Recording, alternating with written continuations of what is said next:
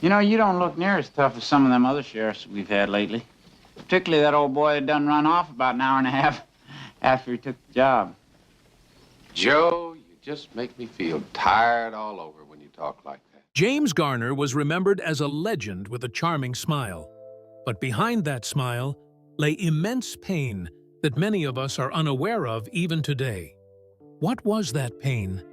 And would it shatter the image we've held of him until now? Let's peel back the layers in this video. Don't forget to like and subscribe. To truly understand the man we saw on our television screens for decades, we have to look back at a childhood that was anything but easy. I was looking into the early records of James Scott Bumgarner, born in 1928 in Norman, Oklahoma, and what I found was a series of deep wounds that would shape his entire life. You see, James lost his mother, Mildred, when he was only 5 years old. In the late 1920s and early 30s, losing a parent was a common tragedy. But for a young boy, it left a permanent hole in his heart that no amount of Hollywood fame could ever fill. His father, Weldon, was a man struggling with the weight of the Great Depression. After Mildred passed away, the family was scattered, and James was sent to live with relatives. It was a time of instability, of feeling like an outsider in your own family. Eventually, his father remarried a woman named Wilma, and that is where the real darkness began. Surprisingly, for a man who grew up to be such a symbol of strength and easygoing charm, James spent years being physically and emotionally shattered by his stepmother. I found accounts where James recalled how Wilma would punish him by making him wear dresses in public, trying to humiliate the spirit out of him. She would beat him for the smallest mistakes, and his father, sadly, was often too far away or too occupied to stop it. He was a boy who learned early on that the world could be a cruel and unpredictable place. He learned to keep his guard up, to watch for signs of trouble, and to rely only on himself. This was his first wound. A deep-seated feeling of being unwanted and unprotected. At our stage in life, we understand that those early scars rarely fade completely, don't we? They just hide beneath the surface of the adults we become. By the time James reached his teenage years, he had reached his breaking point. After a violent confrontation where he finally stood up to his stepmother to protect himself, he left home for good. He was just 14 years old, wandering the country, taking odd jobs to survive. He worked as a merchant marine, a carpet layer, and a gas station attendant. He was a man of the earth, a man who knew the value of a hard day's work long before he ever stepped onto a soundstage. Then came the Korean War. James was drafted and served in the 5th Regimental Combat Team.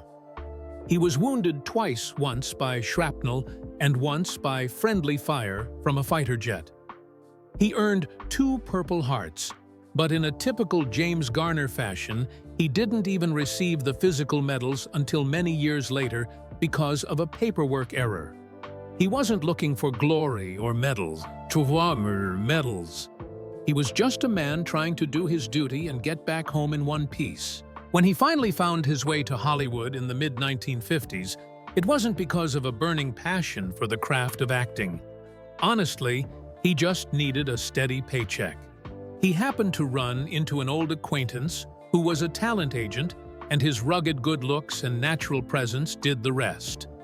He started as a non-speaking extra in a Broadway play called The Caine Mutiny Court-Martial.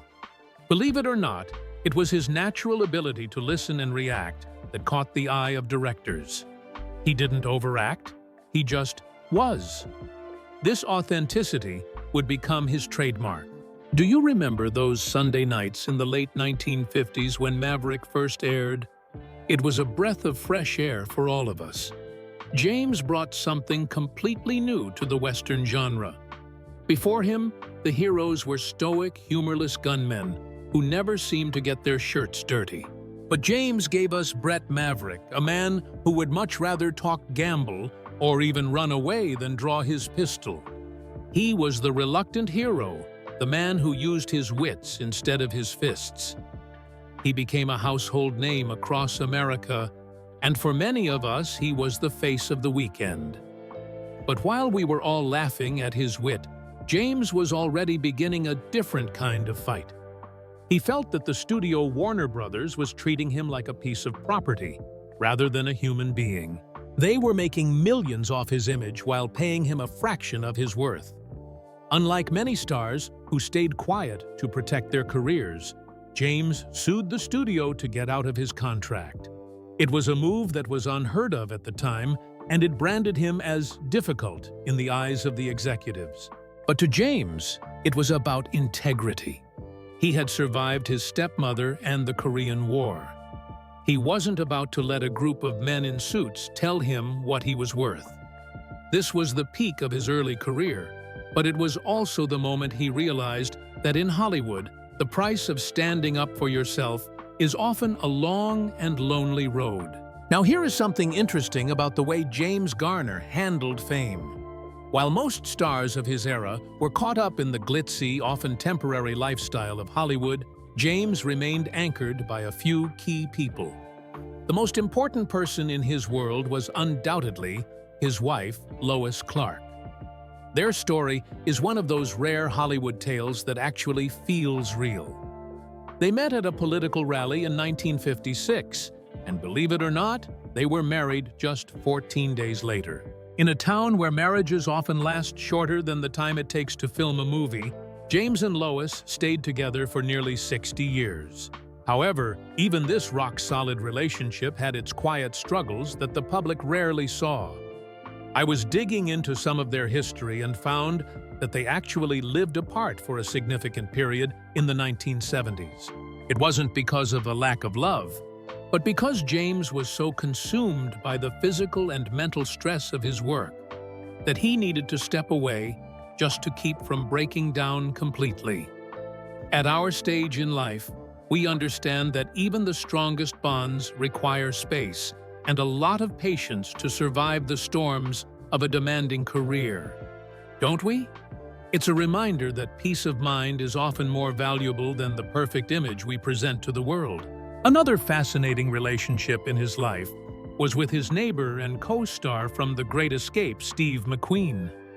On the surface, they were two of the biggest stars in the world living next door to each other and sharing a deep passion for fast cars and motor racing. But the truth of their friendship was much more complicated than the friendly photos in the magazines suggested. I've been looking into James's own words about Steve, and he described him as a man who was deeply insecure and constantly trying to prove he was the alpha in any room. While they spent years racing cars together, James eventually grew tired of Steve's competitive nature and his tendency to treat people like props in his own personal movie. There was a specific tension between them that never quite went away. James was a man who valued professional decency and showing up on time, while Steve was a rebel who often played by his own rules. It's interesting to think that even among legends there is often envy and quiet resentment hiding behind the scenes. Do you remember the quiet evenings in front of the television back in 1974? That was the year the Rockford Files changed everything for James. After the success of Maverick, he could have played it safe, but instead, he gave us Jim Rockford. For those of us who grew up watching that show, it's hard to imagine anyone else in that beat-up gold Pontiac Firebird. James became the everyman hero for a new generation. He was the private investigator who got beat up in almost every episode, who struggled to pay his bills, and who lived in a mobile home by the beach. It was a role that mirrored his own life in many ways, a man just trying to get by while dealing with people who didn't always have his best interests at heart. But this success came with a heavy price tag that wasn't measured in dollars. Surprisingly, James insisted on doing many of his own stunts, especially the famous J-turns and the grueling fight scenes. He wanted the show to feel authentic, but by the middle of the series' run, the physical toll was becoming impossible to hide. I was looking into the medical reports from that time, and they tell a story of a man who was literally falling apart. He was suffering from broken ribs, a shattered knee, and chronic back pain that never went away. By the end of a filming day, he was often living on painkillers and ice packs just to get through the next scene. He was a hero to us on the screen, but behind the camera, he was a man in constant grinding agony. Actually, the stress wasn't just physical. The studio was once again playing games with the profits of the show. James was a man of high integrity, and he couldn't stand the idea of being cheated. This led to a massive legal battle with Universal Studios that lasted for over a decade. He felt betrayed by the very industry he had given his health to. You see, James wasn't just fighting for money. He was fighting for the principle of the thing.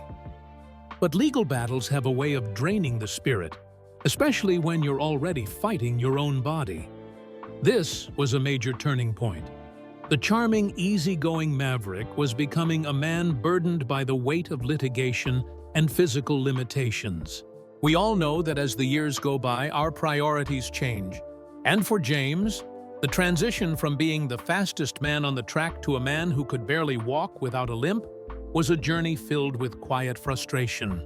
During these years, he found some solace in his daughter Gigi, who became a protector of his legacy.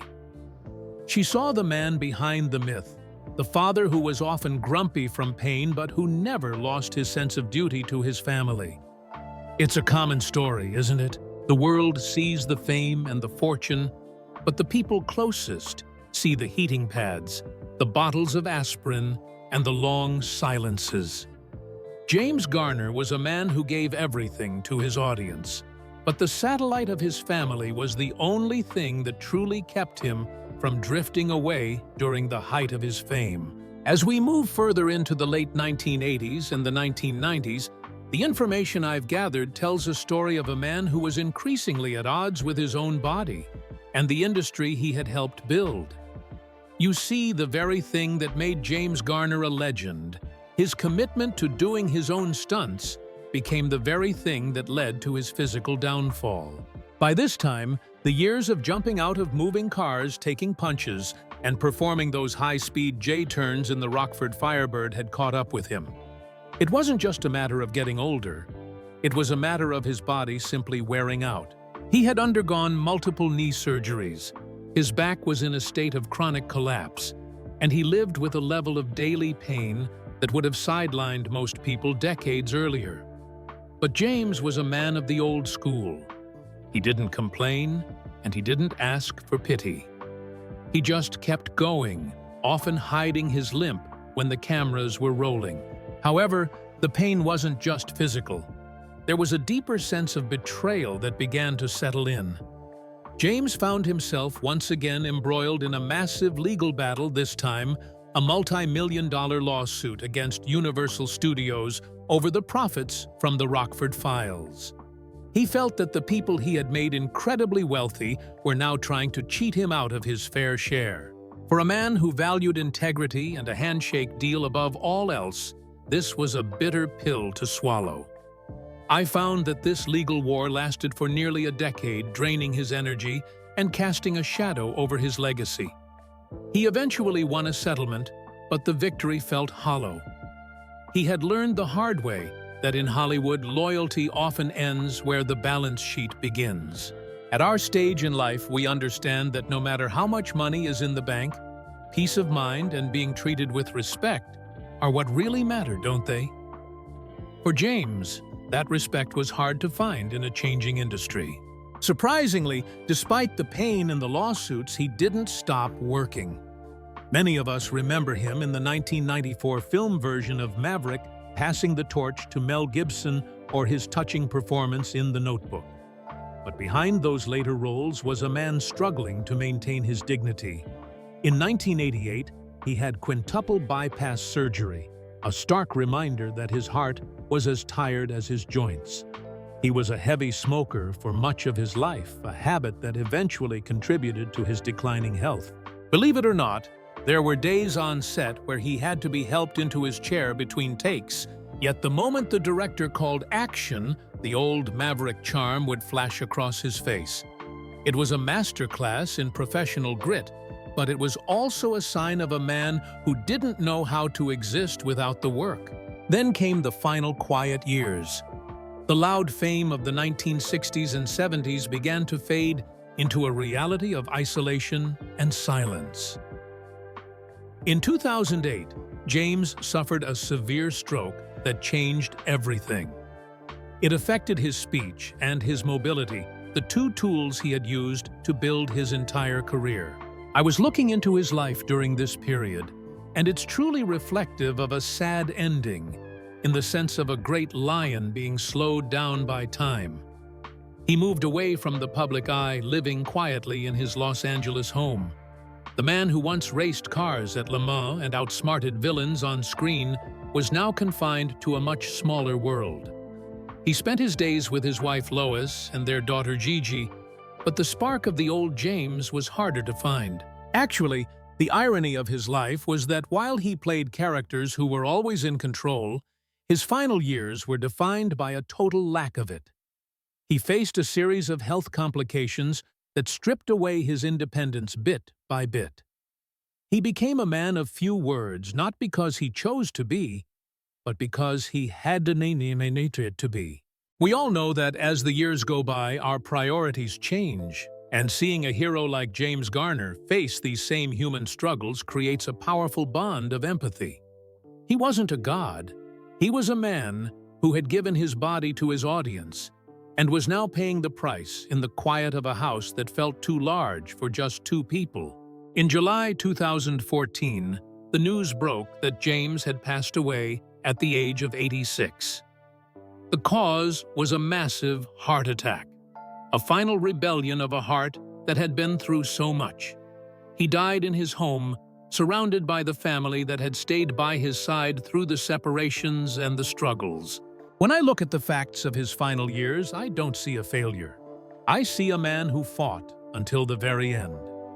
The charming smile we all loved was still there in our memories, but the reality of his departure was a quiet, solemn event that marked the end of an era of decency and rugged authenticity. He left behind a world that he felt had become too fast and too loud, perhaps finally finding the peace that had eluded him during the decades of fame and physical agony. Finally, as we look back at the life of James Garner, it becomes clear that the silence of his final years was perhaps the most telling chapter of all. The man who had once been the loudest, most charismatic presence on our screens had found a different kind of strength in the quiet. He didn't spend his last days chasing the spotlight or trying to recapture a youth that had long since passed. Instead, he lived with a quiet dignity, facing his physical limitations with the same grit he had used to survive the Korean War and the battles of Hollywood. He was a man who had seen it all: the heights of fame, the pain of betrayal, and the slow, steady decline of the body. Yet, he remained James Garner until the very end. Actually, the real legacy he left behind isn't just the movies or the television shows we love to revisit. It's the reminder that life is often a series of compromises between who we want to be and what our circumstances allow. James was a hero who hurt a joker who suffered, and a star who just wanted to be treated fairly. At our stage in life, we understand that no matter how much money is in the bank or how many people know your name, peace of mind and the love of a loyal family are what really matter. He found that peace in his home, away from the cameras, in the arms of the woman who had stood by him for 60 years. Believe it or not, the story of James Garner isn't a tragedy because of how it ended. It's a triumph because of how he endured. He showed us that you can be a gentleman in a world that often rewards the opposite. He showed us that scars, whether they are from a difficult childhood or a long career, are simply proof that we lived. As the credits roll on the memory of this maverick, we can take comfort in knowing that he finally found the rest he had earned through so many years of toil and pain. He was one of a kind, and the world feels just a little bit quieter without that easygoing smile to light up our Sunday nights.